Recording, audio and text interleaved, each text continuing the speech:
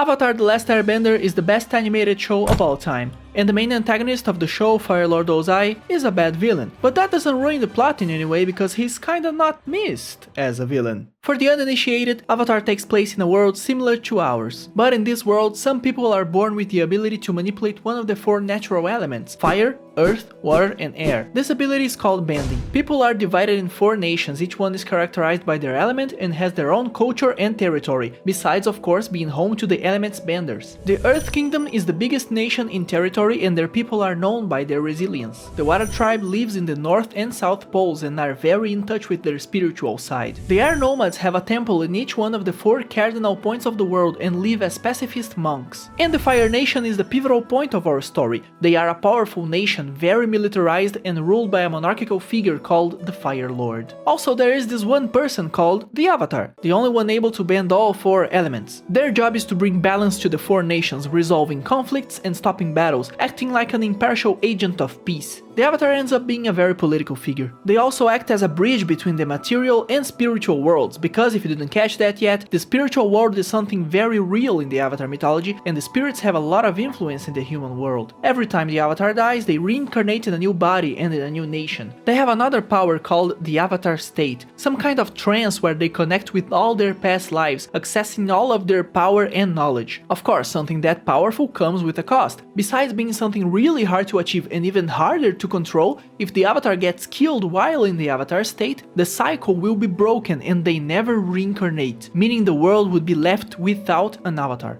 The story of Avatar: The Last Airbender begins with the Fire Nation attacking the other nations and declaring war against the rest of the world. They think fire is the most powerful element, so they should be ruling the world. They're very much fascists. When the war begins, the Avatar disappears under mysterious circumstances, and since he is the only one powerful enough to make the Fire Nation keep straight and narrow, there is no one to stop them, so they start taking over the world piece by piece. 100 years later, this boy named Aang, who is the Avatar, is found asleep frozen inside an iceberg. But even though he is a very skilled airbender, he is just a 12-year-old boy who never had any training besides airbending. Now he has to go on a journey to find people to teach him how to bend the other 3 elements, so he can become powerful enough to defeat the one who's leading this war, Fire Lord Ozai, and end it once and for all. That's the show's premise. By the way, the show is divided in 3 seasons they call books, one for each element Aang has to master. Sounds simple enough, so why is Fire Lord Ozai a bad villain? To answer that, we first have to understand what makes a good villain. I briefly talked about this in my Stranger Things ending video. If you didn't watch it, go watch it. But a good villain has to have 3 main things: motivation, personality, and humanity. That's the basics of any good character really, but we're focusing on the villains for now. Let's break it down.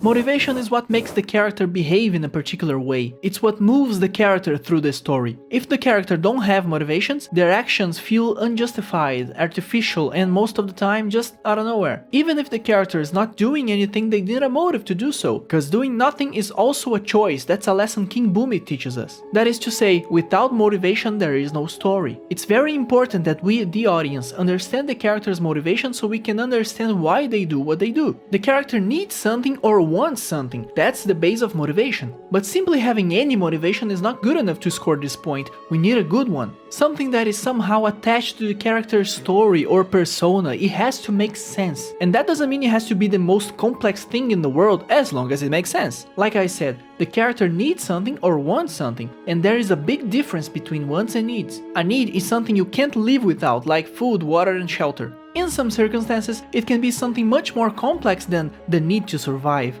In Arcane, one of Mel Medarda's motivations is to prevent a war between Piltover and Zaun. That's something she needs to do, it's her duty as a Piltover counselor, even though it's not directly a matter of her own survival. Because if she fails, that would lead to thousands of deaths, a lot of suffering, and possibly the destruction of both cities. A want is something a bit less deep, because nothing very bad is going to happen if you don't fulfill a want. But that doesn't mean it's less of a good motivation. Wanting something the character doesn't necessarily need can be very interesting. In Kung Fu Panda, Tai Lung wants to be the Dragon Warrior. The movie's mythology creates this legend around the Dragon Warrior, which is by itself big enough to boost anyone in the Kung Fu training path. Moreover, she fulfilled his head with dreams about being the most powerful warrior in the history of Kung Fu and trained him to exhaustion to do so. He never needed to be the Dragon Warrior. It's not like he would die if he never got to see what's in the Dragon Scroll, but he wanted to. He trained his entire life for that, and he's prepared to do anything in his power to get what he wants. Motivation also has to be conflicted with an obstacle, something in the way that pushes the character back. Tai Lung's obstacle is mainly Po, the true dragon warrior and the only one powerful enough to stop him. And in Arcane, Mel's obstacle is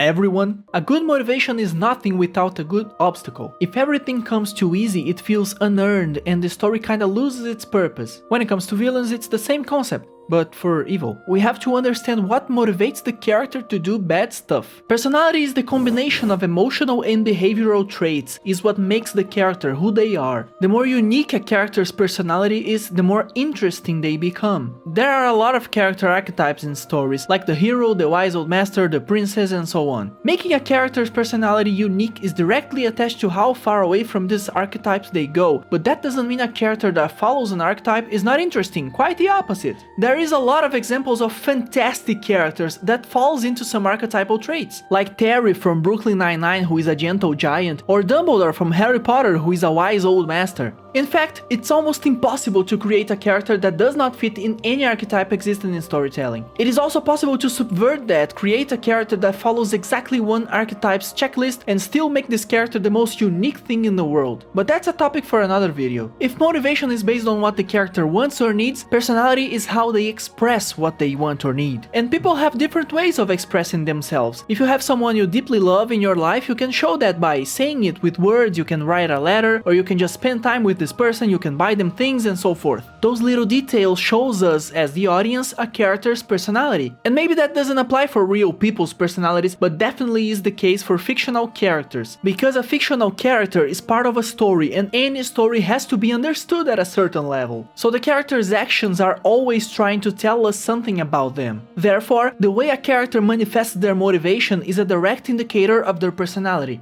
A character can be active about it, jumping into any opportunity of making it happen, or passive, waiting for stuff to happen to them and then reacting as the story flows. In any case, the personality completes the character and makes clear who they are. For a villain, being a bad person or reacting meanly to what happens to them is usually a big part of their personality. Humanity is not about literally being human, like the race. Humanity is the part of the character that we can identify with. Those little traces that makes us get attached to them and feel empathy for them. Usually, humanity is shown by common flaws like weakness or simply making mistakes, or even things that are not flaws but help make the character feel more human, like fragility or believable emotions in general. A completely invincible character is bound to be very boring. That's why overpowered characters still need something to bring them down. Superman, for example, is a very human character. Not because there is this little stone that draws away his powers, but because of who he is. On the outside, he only has one weakness, the kryptonite. But on the inside, he is a very emotional person and has a lot of moral conflicts. When we start to see the humanity traits, we start to know the character a little better. And getting to know someone better makes us get attached to them, and the same thing happens to fictional characters. But we only get attached when we like what we see, and here lies the difference. In real life, ideally, we push away toxic, dishonest people, the kind who treats other people badly, people that can't be trusted. When it comes to characters, on the other hand, we can see a lot of stuff that we would disapprove in real life, but still like what we see. That's what happens with most villains we love so much. I wouldn't want a manipulative murderer liar in my life,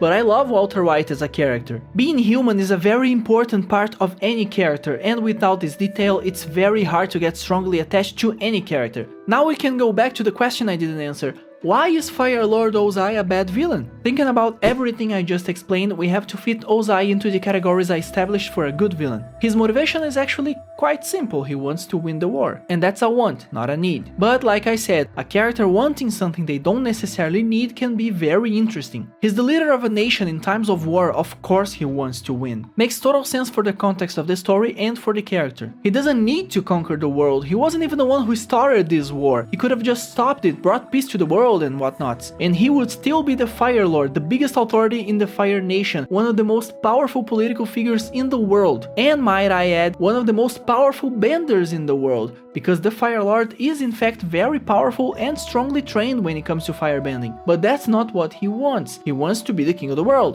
and for me, that's good enough motivation. Ozai's personality is made very clear throughout the show. Even though we only get to see him in the last book, he makes himself present mostly through flashbacks and stories told by other characters. As soon as we learn about the war and Aang's purpose, we get to know who is this powerful figure called Fire Lord Ozai, and that he has to go down for the war to end. As the show goes by, the flashbacks and stories I mentioned show us his personality. He is an aggressive and authoritarian man, and even though he is the most powerful person in the world at the moment, he will do anything to have more and more power. We get to see a lot of his personality when we see everything he did to Zuko. For those who don't know or don't remember, Zuko is Ozai's son, meaning he is the prince of the Fire Nation. One time he insisted he wanted to participate in a war meeting in the Fire Lord's war room, but when he disagreed with a general's plan, he was forced to get into an Agni Kai, which is a firebending duel to the death, a traditional challenge to resolve major conflicts in the Fire Nation. However, when he was ready to fight for his beliefs, he saw himself face to face not with the general, but with Daddy. When Zuko spoke out of turn in the Fire Lord's war room, he disrespected the Fire Lord himself. That's why he had to fight his own father. Zuko refused to fight, saying that he only had the Fire Nation's best interest at heart, but Ozai found that even more disrespectful and decided to give him a permanent lesson. That's the story behind the scar in Zuko's face. After that, Zuko was banished from the Fire Nation and he could only return and regain his honor if he captured the Avatar. The only problem is, the Avatar disappeared 100 years before that and everyone believed he was gone for good. So basically his father sent him away and told him to only return when he found a unicorn. It was his first time in the war room and he was 13. I don't think challenging him to a duel to the death, giving him a scar in the face, and then sending him after someone he didn't even think existed was the most appropriate parenting approach. And when he finds out that the Avatar was found alive and well and Zuko failed to capture him, he immediately sent out Azula, Zuko's sister, to kill the Avatar and bring Zuko and his uncle back to the Fire Nation to face justice, knowing pretty damn well that Azula would probably just kill everyone, cause she's crazy. Besides all of that, he was also leading the war against the rest of the world, showing no mercy to anyone who stood in his way and was super okay with genocide and stuff. He is cruel, ruthless, abusive, narcissistic, obsessed with power, and has no remorse or compassion. And that, my friends, is a villain with a lot of personality. But is this cruel, abusive, narcissistic person human? I would have to say no. All of these personality traits that I described only make him an awful person, but he doesn't seem to have any real emotions besides anger and hunger for power. And even though he is a very flawed man, he doesn't have that common flaws I said before that generates identification. He's not making mistakes, he doesn't have any redeemable qualities, he's just straight up evil. Humanity is the aspect that makes us feel attached to the character or feel empathy for them. And I don't know about you, but I don't have any of those things with Ozai. We start to like a character as we get to know them, and we barely know the guy. We hear a lot of horrible stuff about him, but we only see him in person in the first episode of the last book, and after that he's got about 30 minutes of screen time and half of it is the final battle against Aang. Although we don't need to see a person's face very much or have a lot of screen time to get to know them. Harry Potter's mom, Lily, died years before the story begins, and we only get to see her for a few moments in photos, flashbacks, and a little bit of her spirit in the last movie. We don't see her doing anything besides protecting baby Harry, but we hear stories and other people talking about her, and we get to know her and like her because of that. At first, we only know she is Harry's mom who sacrificed herself to protect him. As the story goes, we learn that she was kind, brave, strong, and loving, being admired by a lot of characters that actually knew her in life, like Snape, Sirius Black, and Dumbledore. So even though we almost don't see her, we get to know the character. But that's not the case here. Ozai shows up throughout book 3 doing all kinds of mean things, and even in the flashbacks before, that's all we see. Him being evil. We know he is vile from the moment we learn about his existence, but do we get to know anything else about him? That's my point. Our first impression is, he's a monster. After the whole show, everything that happened, and after all we see from him, our final impression is, he's a monster. But then you ask me, is that really that much of an issue? And I'll answer you, No, it's not. Because that's Ozai's role in the story. He is supposed to be the monster. Actually, one of the things that makes a character like this work better is mystery. Not getting to see him and not knowing much about him creates atmosphere and presence. We know he is very powerful, we get scared with the characters every time he's mentioned, and when he finally shows up we get scared for the characters facing him. That's why him showing up that much in the live action pissed me off. We didn't have much space to fear this mysterious figure. He is the Fire Lord, one of the most powerful firebenders in the world. As we watch the show, we get to know a little bit more about how firebending works. Fire is nothing like the other elements. The other benders get their elements from external sources. In the show, we see earthbenders in prisons made out of wood, so there's nothing close by they can bend.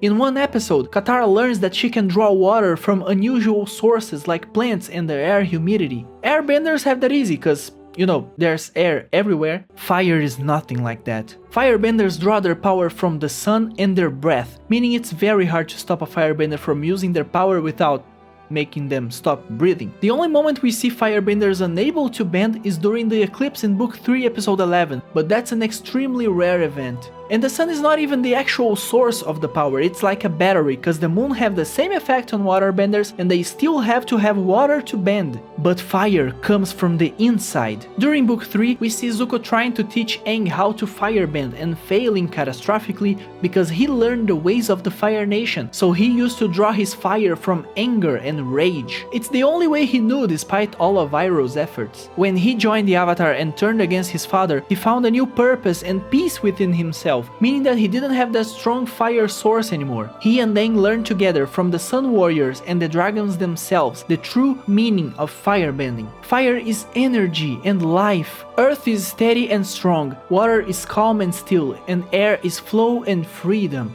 But fire doesn't allow balance on its own. The firebender have to learn discipline to control it, like Jon teaches Aang. The fire is alive, it breathes. And Ozai is in the other side of this philosophy. Because without discipline and self-control, with the wrong intentions and no good in heart, fire becomes war and destruction. It ceases to be energy and life and becomes ambition, dominance, spreading. Fire always wants more power. In the hands of a person who has all of the techniques from the best teachers and a lot of anger and rage to use as fuel, firebending is the most deadly weapon. Fire shows who you are, and if you don't know, the fire decides for you. A rock won't throw itself, but fire spreads, transforms and consumes. Ozai is in the show to represent this horrible side of firebending. He is the ultimate portrayal of fire used for evil. He is the big bad to be defeated, the main motivation to all of the other characters in the show, what makes him as important to the story as Aang himself. He is the inciting incident, but that's it. He's just a symbol. He doesn't work as a character on his own, but he doesn't have to. He serves his purpose. I told you before that the story begins with the Fire Nation declaring war against the rest of the world. Facing him directly is the last big thing to happen on the show precisely because he is a plot point. Defeating him ends the war, which was the main problem. If there's no Ozai, there's no war. Without war, the show ends. Simple as that. That's why I say he's a bad villain, cause he's not the Joker kind of villain that we sometimes like even more than the heroes. We don't care for him as a character, but he serves his purpose to the story, he's got his place and does his thing. And when I say he's not missed as a villain, doesn't mean he shouldn't exist or wouldn't matter if he wasn't part of the story at all, because as I just said, he is as important to the story as Aang himself. He's just not missed because the show has other villains, incredible villains, two in particular. Ironically, they are Ozai's kids, Azula and Zuko. Azula is the princess of the Fire Nation, Zuko's younger sister and probably the biggest pain in the Team Avatar's ass. She is without a doubt one of the most complex characters I've ever seen. The way her head is messed up is so well written that people in psychology use her as object of study. She is praised as a prodigy since forever, and that's not for nothing cause she is in fact very intelligent and talented. But that made her grow up into a very self-centered and confident girl, obsessed with perfection, and she settles for nothing less. Mistakes from others and especially from her,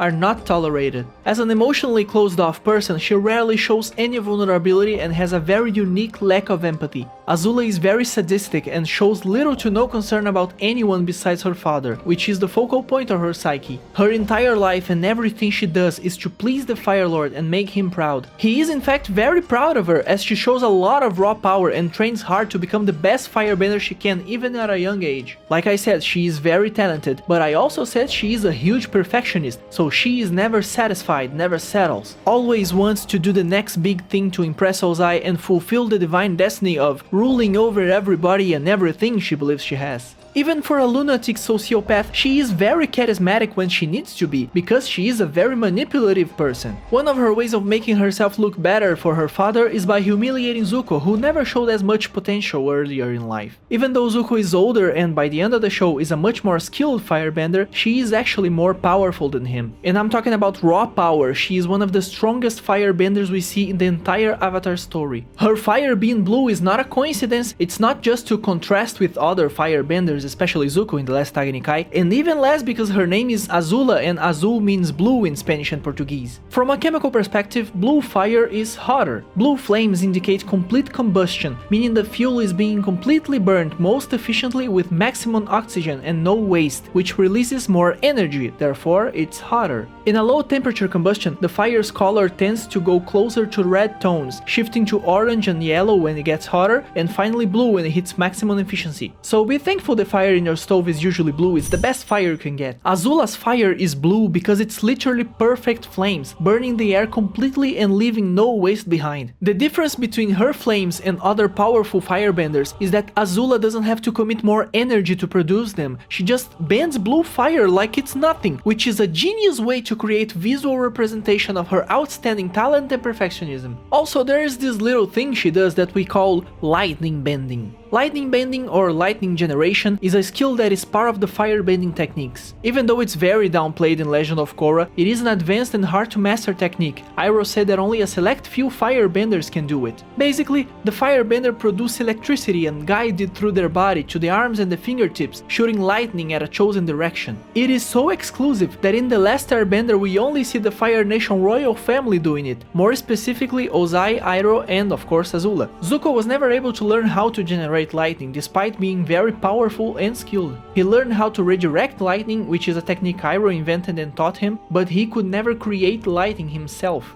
And Azula shows no effort on doing it, one more time showing us how powerful and talented she is. If Azula learned what Zuko and Aang learned from the dragons, she would be absolutely unstoppable. She was built in a very complicated environment, with Fire Lord Ozai rewarding ruthlessness, reinforcing her cruel behavior. Because of this, she grew up to learn that love is conditional on performance and strength. Her mother, on the other hand, was always concerned about Azula's behavior, which she interpreted as rejection. All of that resulted in a person who believes that control and fear are the only ways to maintain relationships, and people will never really like you, just be loyal to you until they are not afraid of you anymore, and consequently, everyone will eventually betray you. She never genuinely attaches to anyone and never creates real emotional bonds. Even with her childhood friends, Mei and Ty Lee, allegiance is enforced by manipulation, never by trust or true friendship. When Mei betrays her, saying that she loves Zuko more than she fears Azula, this worldview of hers just collapses and she has a mental breakdown. She becomes paranoid, unstable, loses impulse control and even starts having hallucinations. Azula realizes that by keeping everyone in her life under control using fear and manipulation, people end up resenting and abandoning her. When she is last defeated in the end of the Agni Kai against Zuko, she bursts into tears from the confirmation of everything she ever believed in. Trust is impossible. No one genuinely loves her and she is alone.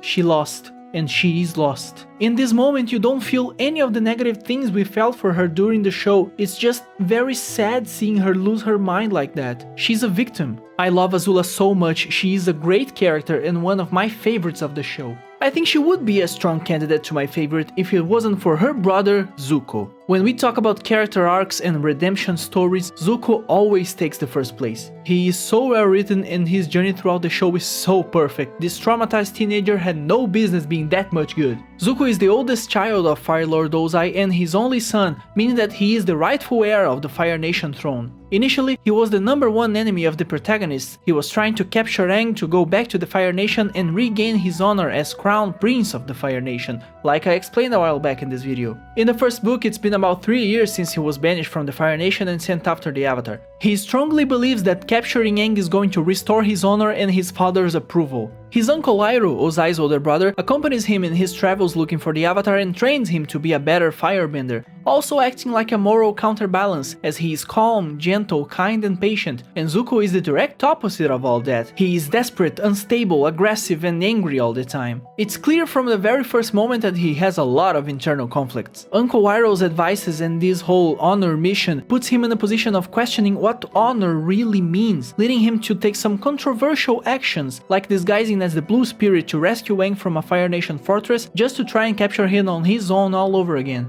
In Book 2, Zuko and Iroh are forced to run and live as refugees in the Earth Kingdom. Being exposed to the suffering the Fire Nation has been causing around the world, he starts to question his mission and his own identity. When they reach Ba Sing Se, the most secure city in the world, they briefly live a normal life, but when conflicted between the Avatar Azula and his uncle, he chooses Azula's side, which leads to Aang almost getting killed while in the Avatar state, which is something very dangerous if you paid attention to the beginning of the video, and Uncle Iroh getting arrested as a traitor in the Fire Nation. After that, he goes back home and finally have what he was trying to accomplish before, his father's approval. This would be a huge step back in his redemption arc if it wasn't probably the most important pivotal point of his character. Because after getting home to the life he's been dreaming of for the past 3 years, he is still not happy. In fact, he is more confused than ever. He starts to think that this is not right. The first sign of something wrong is that his return home was based on a lie. Azula told Ozai that Zuko killed the Avatar when it was actually her that dealt the final blow. And that's just the tip of the fireberg, because all of that memories from the Earth Kingdom suffering from the war never left the back of his head, and his uncle, who was probably the only good person in the entire Fire Nation and always by his side, was in prison. He finally realizes that this is not honor. The Fire Nation is wrong and his father is the real enemy. Honor comes from doing the right thing, not from pleasing others. So he confronts Ozai, leaves the Fire Nation and joins the Team Avatar to teach Aang firebending. Later he can finally apologize to Uncle Iroh in one of the most emotional scenes in the entire show. He chooses his own destiny and gains real honor by helping Aang restore balance in the world after the end of the war as the new Fire Lord. He creates a new era of kindness and peace, and his legacy is bigger than any mistake he's ever made. Those two are fantastic characters and incredible villains who also serve their purpose to the story. Zuko is a bigger problem in the first book, but he has his own demons to fight and ends up redeeming himself, and while he is a villain, he is the best one. Azula, on the other hand, is more of a recurring threat, and even though they were technically on the same side at some point, Azula was always Zuko's enemy. That's why defeating her in the last Agni Kai is also an important part of Zuko's journey. The final battle of Ozai against Aang is the culmination of everything I just explained about him. Like I mentioned, about half of his screen time is this one battle. He comes in an aircraft spitting fire all over the place, dressed as king of the world. Literally, he said he would burn everything to the ground and from the ashes he would rise as the supreme leader of the world. He called himself the Phoenix King. Anyways, he's in the prime of his power. He comes in this big aircraft and sees himself face to face with the Avatar. Aang and Ozai are meeting for the first time, and I think it's very cool that their very first encounter is in this moment, such a good dramatic decision. Aang tries to reason with him, but he does not care, he wants to conquer the world. So they fight, and the battle sequence is so amazing, by the way, and in the end we get to the conclusion of this conflict. You see, Aang is an air nomad, which means that he was raised as a pacifist monk, so he's not that much in favor of killing. He's even a vegetarian, but we know that he would have to face Fire Lord Ozai eventually because that's the show's whole premise. So we watch the entire story wondering what Aang would do in that final moment. At some point before the battle, he asks for advice from his past lives and all of them tell him the same thing. Sometimes you have to make the hard decision and sometimes your duty as the Avatar involves taking a life. He's reluctant about it, it goes against everything he believes in. But is there other option? When Aang has the Fire Lord on the ground right in front of him, ready to deal the final blow, he refuses to kill him. Not because he's weak like Ozai says, but because he is strong enough to find another way. While searching for answers, right about the same moment he asks the past avatars for advice, he learns about a technique that can solve the issue. He takes away Ozai's firebending so he would be no longer a threat. In the whole final battle, Ozai is an absolute menace. He seems unstoppable, he has way too much power. But when Aang takes his fire away from him, He's nothing. The show does a perfect job of establishing this big evil guy, making him the most powerful person in the world, and gives it this genius closure. And the emotional part of the scene is not about who's gonna win the fight, cause we know Aang's winning in the end, but it's about how he's winning. And even without killing, that's the only way you can defeat someone who believes power is everything, by overpowering them. If Fire Lord Ozai represents the evil side of firebending, taking away his powers represents the end of this cycle of pain, destruction and dominance. Without discipline, fire becomes war.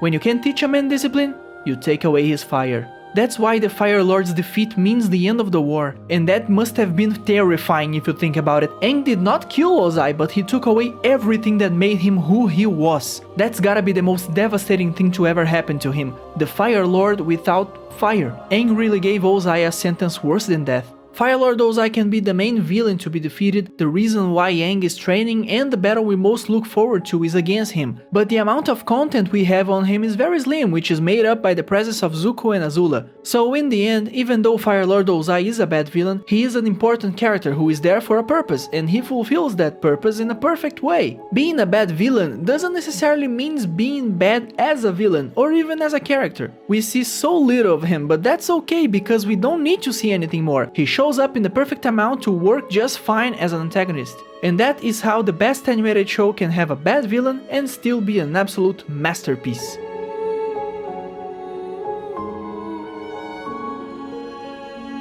Okay, fine, I will watch Avatar The Last Airbender again, Jesus.